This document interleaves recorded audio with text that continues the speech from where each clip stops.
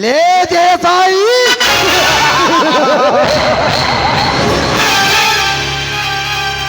ನಿನ್ನ ಸಾಲ ಎಂಬ ಬಿರುಗಾಳಿಯನ್ನು ಎಂದು ನನ್ನ ಮಾವನ ಮಣಿತನದ ಮೇಲೆ ಬೀಸಿದೆಯಾ?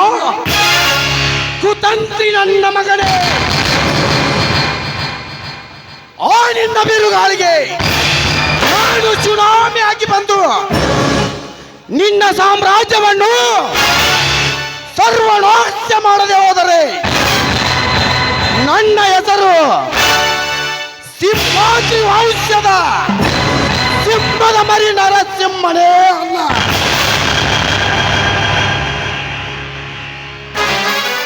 ಲೇ ದೇಸಾಯಿ, ನಿನ್ನ ಹಣೆ ಬರೆದವನು ಆ ಬ್ರಹ್ಮ. ಅದನ್ನು ಸುಟ್ಟು ಹಾಕುವನೇ ಎಂದು ಈ ನರಸಿಂಹ.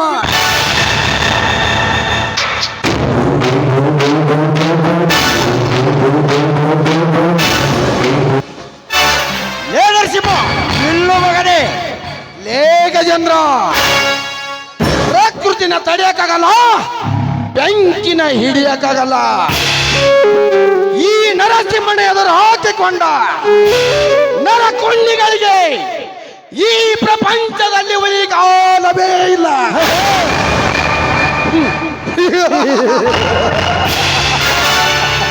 ಇರಲಿ, ಇಂದು ನಿನಗೆ ಪ್ರಾಣ ಭಿಕ್ಷೆ ಕೊಡುತ್ತೇನೆ. ಸುಮ್ಮನೆ ಹೊರಟು ಹೋಗಿ ಬಿಡು ಇಲ್ಲಿಂದ. ಪ್ರಾಣ ಭಿಕ್ಷೆ?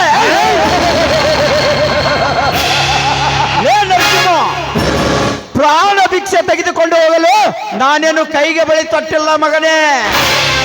ನನ್ನ ಬಲಗೈ ಬಂಟನಾದ ನನ್ನ ಸಾರಥಿ ಆ ರೌಡಿ ರಾಜನನ್ನು ಕೊಲೆ ಮಾಡಿ ನಮ್ಮ ಪಾಟ್ನಾರ್ ಎಂಎಲ್ಎಗೆ ಸೇರಬೇಕಾದ 50 ಲಕ್ಷ ಹಣ ನಿನ್ನ ಕೈವಶ ಮಾಡಿಕೊಂಡೆ.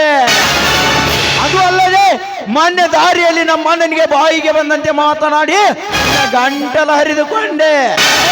ಅದಕ್ಕೆ ಈ ನಿನ್ನ ಸೂರ ಧೀರತನ ಎಷ್ಟಿದೆ ಅಂತ ನೋಡಲು ಸಿದ್ಧನಾಗಿ ಬಂದಿದ್ದಾನೆ ಈ ಗಂಡೆದೆ ಗಡ್ಡೆ ಸರ್ಪ ಗಜೇಂದ್ರ. ಗಂಡೆದೆ ಗಜೇಂದ್ರ. ಲೇ ಗಜೇಂದ್ರ, ಘಟ ಸರ್ಪ ಎಂದು ಗಾಗೈಸುತ್ತಿರುವ ಈ ನಿನ್ನ ಘಟವನ್ನು ಉರುಳಿಸಿ ಈ ನಿನ್ನ ಡೆಡ್ ಬಾಡಿ ಸಹಿತ ಆ ನಿನ್ನ ಅಣ್ಣನಿಗೆ ಸಿಗದ ಹಾಗೆ ಬುದ್ಧಾಕಿ ಬಿಟ್ಟನು ಮಗನೇ. ಎಚ್ಚರವಿರಲಿ, ಎಚ್ಚರ. ಲೇ ನರಸಿಂಹ, ನಿಮ್ಮಂತ ಎಷ್ಟೋ ಸಿಂಹಗಳ ಒಂದು ಪಂಜರವನ್ನು ಕಿತ್ತಾಕಿ ತುಂಡು ತುಂಡಾಗಿ ಕತ್ತರಿಸಿ 10 ಕಾಗಿಗಳಿಗೆ ಆಹಾರ ಹಾಕಿದಾನೆ ಈ ಗಜೇಂದ್ರ. ಸರ್ಪದ ಜೊತೆ ಸರಸಬಡಬಾರದು, ಬೆಂಕಿಯ ಜೊತೆ ಚೆಲ್ಲಾಟವಾಡಬಾರದು. ಈ ಗಜೇಂದ್ರನ ಎದುರು ಹಾಕೊಂಡ ನರ ಮಾನವ ಈ ಭೂಮಿಯ ಮೇಲೆ ಉಳಿಯಬಾರದು.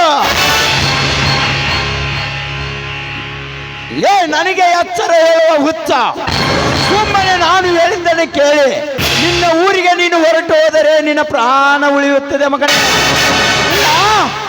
ಈ ಗಡ್ಡೆ ಸರ್ಪ ಗಜೇಂದ್ರನ ಕೈಯಲ್ಲಿ ನಿನ್ನ ಪ್ರಾಣ ಮಣ್ಣಾಗಿ ಹೋಗುತ್ತೆ ಮಗನೇ, ಮಣ್ಣಾಗಿ ಹೋಗುತ್ತದೆ. ಲೇ ಮಗನ ಗಜೇಂದ್ರ, ನೀನು ಹೇಳಿದ ಹಾಗೆ ಕೇಳಿ ನಾನು ಹೊರಳಿ ಹೋಗುವುದಕ್ಕೆ ನಾನೇನು ನಿನ್ನ ಮನೆ ಅಂದಲತ್ತೆಂದು ಬೆಳೆದಿಲ್ಲ ಮಗನೇ. ಈ ನಾಡಿನ ರೈತ ಇಡೀ ಭೂಮಿಗೆ ಬೆವರು ಸುರಿಸಿ ದುಡಿದು ಇಡೀ ದೇಶಕ್ಕೆ ಅನ್ನ ಹಾಕಿದ್ದಾನೆ. ಆ ರೈತನ ಬೆವರಿನ ಹಣಿ ಅನ್ನ ತಿಂದು ಬೆಳೆದಿದ್ದೇನೆ ಮಗನೇ. ಮುಂದೆದ್ದ ವಜೆಯನ್ನು ಎಂದಿಡು ಮಾತೇ ಇಲ್ಲ. ನಿನ್ನಂತ ಎದುರಾಳಿ ಹೆಜ್ಜೆಯನ್ನು ಬಗೆದು ರಕ್ತ ಕುಡಿಯುತ್ತೇನೆ ಮಗನ, ರಕ್ತ ರಕ್ತ. ಲೇ ನರಸಿಂಹ, ನೀನು ಮಾತಿಗೆ ಬಗ್ಗುವ ಮಗನಲ್ಲ. ನಿನ್ನ ಸೂರದಿನ ಧೀರತನ ಎಷ್ಟಿದೆ ಅಂತ ನೋಡೇ ಬಿಡ್ತೀನಿ, ಬಾರಲೇ. ಲೇ ಗಜೇಂದ್ರ, ಇಡೀ ಭೂಮಿಯ ಸುತ್ತುವ ಸೂರ್ಯನನ್ನು ತಡೆಯಲಕ್ಕೆ ಹೋಗಬಾರದು, ಉರಿಯುತ್ತಿರುವ ಬೆಂಕಿಯನ್ನು ಹಿಡಿಯಲಕ್ಕೆ ಹೋಗಬಾರದು. ಈ ನರಸಿಂಹನ ಎದುರು ಹಾಕಿಕೊಂಡ ನಿನ್ನಂತ ನರಕುಂಡಿಗಳು ಈ ಭೂಮಿಯ ಬದುಕಲೇಬಾರದು. ಬಾರಲೇ ಮಗನ ಬಾ.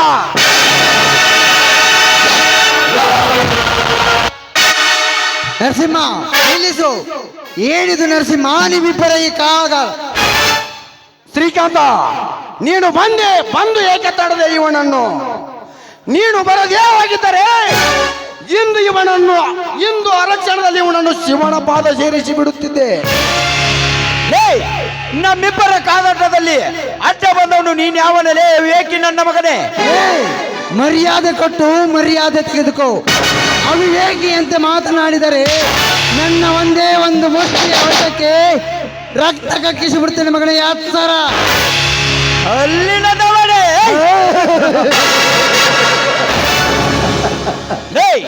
ನೀನು ಬರದೇ ಹೋಗಿದ್ದರೆ ಇವತ್ತು ಈ ನರಸಿಂಹನ ಪ್ರಾಣ ಹಾರಿ ಹೋಗತ್ತಿತ್ತು.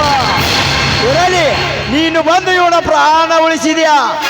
ಮುಂದೊಂದು ದಿನ ಇವನ ಪ್ರಾಣ ತೆಗೆಯದೆ ಬಿಡಲಾರ ಈ ಗಂಡದೆ ಸರ್ಪ.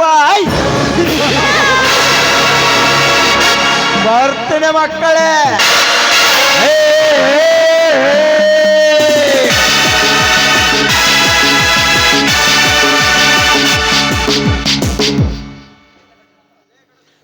ಗಜ ಸರ್ಪ ಗಜೇಂದ್ರಯ್ಯ, ಗಜ ಸರ್ಪ ಎಂದು ದಿಟ್ಟ ಮಾತನಾಡಿದರೆ ಈ ನಿನ್ನ ಹುಟ್ಟಡಗಿಸಿ ಬಿಟ್ಟೆನು ಮಗನೇ. ಶ್ರೀಕಾಂತ, ನೀನೇಕೆ ಬಂದೆ ಇಲ್ಲಿಗೆ? ಭಾವ, ನಾನು ನನ್ನ ಸ್ನೇಹಿತನ ಮನೆಗೆ ಹೋಗಿ ಬರುತ್ತಿದ್ದೆ. ನಿಮ್ಮಿಬ್ಬರ ಈ ಕಾದಾಟವನ್ನು ನೋಡಿ ಇಲ್ಲಿಗೆ ಓಡಿ ಬಂದೆ. ಭಾವ, ಅವನ್ಯಾರು? ಅವನಿಗೂ ನಿಮಗೆ ಏಕೆ ಜಗಳ? ಇವನ ತಂದೆ ಮೇಲೆ ಕೈ ಮಾಡಿದ ವಿಷಯವನ್ನು ಇವನಿಗೆ ಹೇಳಲೇಬಾರದು. ಶ್ರೀಕಾಂತ, ಇವನು ನಮ್ಮೂರಿನ ಗೌಡನ ತಮ್ಮ. ಹಳ್ಳಿಯ ಬಡವ ರೈತರ ಮೇಲೆ ದರ್ಪದ ಪಾಲ್ಕೆಯನ್ನು ನಡೆಸುತ್ತಿದ್ದಾನೆ. ಇಂದು ನೀನು ಬರದೇ ಹೋಗಿದ್ದರೆ ಇವನನ್ನು ಆರಕ್ಷಣದಲ್ಲಿ ಆ ಶಿವನ ಪಾದ ಸೇರಿಸಿ ಬಿಡುತ್ತಿದ್ದೆ. ಇರಲಿ ಬಾಬಾವ, ಅವನ ದರ್ಪವನ್ನು ಧ್ವಂಸ ಮಾಡಲು ಮೇಲೊಬ್ಬ ದೇವರಿದ್ದಾನೆ. ಬಾಬಾವ, ಮನೆಗೆ ಹೋಗೋಣ. ರಥ ಬಂದ್ರೆ ಗಾಳಿ ಬೀಸುತ್ತೆ, ರಾವತ ಬಂದ್ರೆ ಬಿರು ಗಾಳಿ ಬೀಸುತ್ತೆ. ಈ ನರಸಿಂಹ ಬಂದ್ರೆ ಸುನಾಮಿನೇ ಆಗತ್ತೆ ಮಗನೇ.